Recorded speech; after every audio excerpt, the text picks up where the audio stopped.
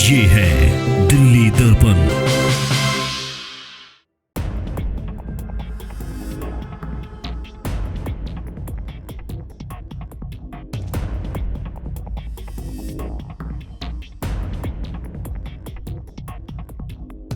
किसी भी कोने में हमारे मन के भीतर, हमारे आदतों के भीतर गुलामी का एक भी अंश अगर भी अभी भी है तो उसको किसी भी हालत में बचने नहीं देना। 100% सैकड़ों साल की गुलामी ने जहां हमें जकड़ कर रखा है, हमारे मनोभाव को बांध करके रखा हुआ है, हमारी सोच में विकृतियां पैदा करके रखी है।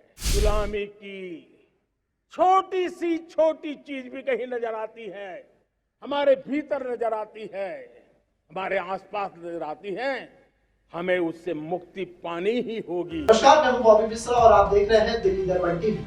देश आजादी का अमृत महोत्सव मना रहा है। ऐसे में देश में कई बदलाव भी किए जा रहे हैं। आपको याद होगा कि 2022 में दिल्ली के राजपथ का नाम बदलकर कर्तव्य पथ किया गया था। अब ऐसा ही एक और बदलाव किया गया है, जहां दिल्ली के प्रसिद्ध मुगल गार्डन का नाम बदलकर अमृत उद्योग कर दिया गया है। आज हम आपको बताएंगे कि आखिर क्या है यह पूरा मुगल गार्डन, क्या है इसका इतिहास, क्या है विरासत और क्यों मचा है इसके नाम परिवर्तन को लेकर बवाल। जगहों या भवनों के नाम बदलने की परंपरा पुरानी है, लेकिन इस सरकार में यह परंपरा काफी बड़ी है। मुगल सराय जंक्शन से लेकर फैजाबाद और इलाहाबाद के नाम बदले गए हैं। 100 साल पुराने गार्डन का नाम बदले जाने पर बीजेपी के कई नेता राष्ट्रपति के इस फैसले का स्वागत कर रहे हैं।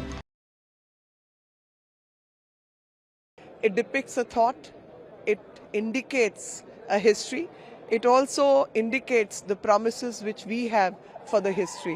So change of the name of the gardens in the presidential palace or president estate is from Mughal garden, it's been changed to Amrit उद्यान। इसे गुलामी के प्रतीक की समाप्ति बता रहे हैं। केंद्रीय मंत्री गिरिराज सिंह ने मुगल गार्डन का बोर्ड हटाए जाने का वीडियो अपने ट्विटर पर शेयर किया और लिखा, वेलकम वेलकम वेलकम। तो आइए जानते हैं क्या है मुगल गार्डन का इतिहास। आपको बता दें कि 15 एकड़ में फैले इस गार्डन का इतिहास आजादी से काफी पहले का है। गार्डन की खूबसूरती ऐसी है कि इसे राष्ट्रपति भवन की आत्मा आप कह सकते हैं। राष्ट्रपति भवन की वेबसाइट के मुताबिक यह गार्डन जम्मू कश्मीर के मुगल गार्डन, ताजमहल के आसपास के बागों, भारत और पर्सिया के मिनिएचर पेंटिंग से प्रेरित है। इस गार्डन को भी उसी अंग्रेज आर्किटेक्चर ने डिजाइन किया था जिसके पास पूरी दिल्ली को डिजाइन करने की जिम्मेदारी थी। Sir Edwin Lutyens central Delhi के पूरे इलाके को आज भी लुटियंस दिल्ली कहते हैं।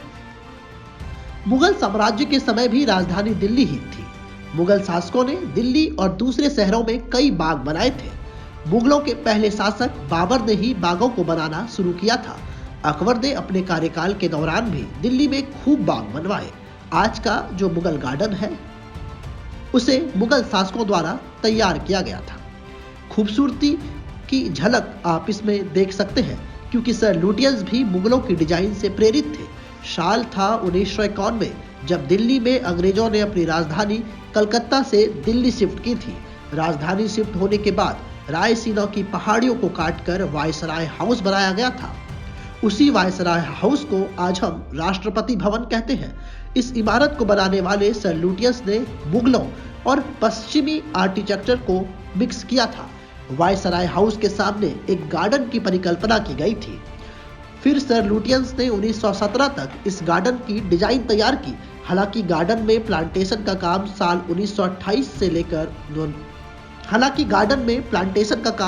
1928 से 29 के बीच शुरू हुआ। अब अमृत उद्यान पर राजनीति शुरू। AIMIM के प्रवक्ता वारिस पठान ने बीजेपी सरकार पर निशाना साधते हुए कहा कि क्या मुगल गार्डन और टीपू सुल्तान गार्डन का नाम बदलने से देश का विकास हो जाएगा। उन्होंने आगे भाजपा सरकार पर सवाल उठाए कि क्या बेरोजगारी खत्म हो जाएगी, क्या पेट्रोल डीजल के दाम में कमी आ जाएगी। वारिस पठान ने सरकार पर इल्जाम लगाते हुए अपने खास अंदाज में कहा कि बीजेपी असली मुद्दों से ध्यान भटकाने के लिए सिर्फ नामकरण की राजनीति कर रही है। ये मोदी का चक्कर सबका साथ, सबका विकास, सबका विश्वास सिर्फ एक जुमला है, एक घोषणा, एक झूठ है, कुछ नहीं है। विकास के नाम पे भी बीजेपी कुछ नहीं है। 8 साल से बीजेपी सरकार सत्ता में, डेवलपमेंट के नाम पे सिर्फ एक ही काम करना जानती है, वो नामकरण। आप मुगल गार्डन का नाम चेंज कर दिया। अरे क्या नाम चेंज करने से देश का जो युवा बेरोजगार घूम रहा है, क्या उसको रोजगार मिल जाएगा? क्या ये जो पेट्रोल डीजल गैस के भाव इतने बढ़ते जा रहे हैं, क्या वो कम हो जाएगी? नहीं होएगा ना। मगर बीजेपी असल मुद्दों से ध्यान भटकाने के लिए सिर्फ नामकरण की सियासत पे आ गए। अभी इसी तरह उन्होंने मुंबई के अंदर मलाड में एक गार्डन था, टीपू सुल्तान गार्डन, परसों से था, उनका नाम चेंज करना चाहते हैं। क्यों भाई? हम बताते हैं कि हम टीपू सुल्तान की तारीफ क्यों करते हैं। टीपू सुल्तान एक बहादुर रूलर थे। जब हिस्ट्री समझिए आप, जब 1947 जब सबसे पहला संविधान लिखा गया डॉक्टर बाबा साहेब अम्बेडकर का, उस वक्त वहां पर मौजूद थे पंडित जवाहरलाल नेहरू, अबुल कलाम थे, सरदार पटेल थे, श्यामा प्रकाश मुखर्जी थे। सबके सामने संविधान बना, सबने संविधान पे साइन किया, और जिस संविधान पे साइन किया उसमें काफी लोगों के फोटो थे। इसी तरह बीजेपी ने मुंबई के मलाड में टीपू सुल्तान गार्डन का नाम बदल दिया था। गौरतलब है कि वारिस पठान AIMIM के स्पोक पर्सन है। वारिस पठान ने हाल में ही महाराष्ट्र में टीपू सुल्तान गार्डन का नाम तब्दील करने पर बीजेपी सरकार को निशाने पर लिया था। लेटेस्ट खबरों के लिए सब्सक्राइब करें हमारा YouTube चैनल या फिर लॉग ऑन करें www.delhidarpantv.com। खबरों की कवरेज और विज्ञापनों के लिए संपर्क करें इस नंबर पर।